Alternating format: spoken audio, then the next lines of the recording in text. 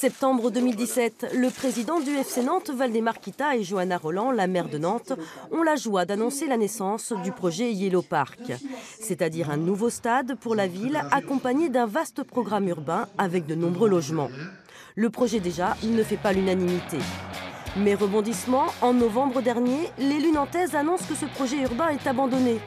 Un nouveau stade sera bien construit à côté de celui de la Beaujoire qui ne sera finalement pas détruit.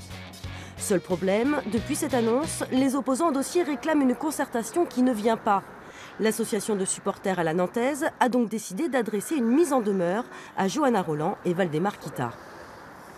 Dans le cas de la construction d'un équipement public comme un stade de football dont le coût est compris entre 150 et 300 millions d'euros, le maître d'ouvrage et la collectivité ont l'obligation de publier un avis décrivant ce projet, indiquant les grandes données propres à ce projet et permettant d'enclencher une procédure de concertation. Soit ils l'enclenchent eux-mêmes, soit ils permettent à un certain nombre d'acteurs, comme des parlementaires ou des associations agréées, d'enclencher une procédure de concertation. Ils ne sont pas conformés à ces obligations légales. Ce projet est hors la loi.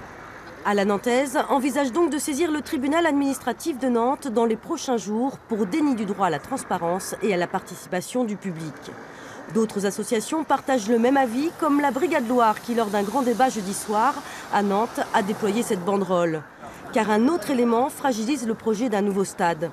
Les soupçons de fraude fiscale qui pèsent sur Waldemar Kita dans le cadre d'un transfert d'un joueur belge. Ces bureaux ont été perquisitionnés à Nantes et à Paris. Et ce n'est pas la première fois que le nom du président du FCN est cité dans ce genre d'affaires. Reste donc à savoir si Nantes Métropole souhaite toujours vendre ses terrains à Waldemar Kita. Mais pour l'instant, les deux parties restent silencieux sur cette affaire.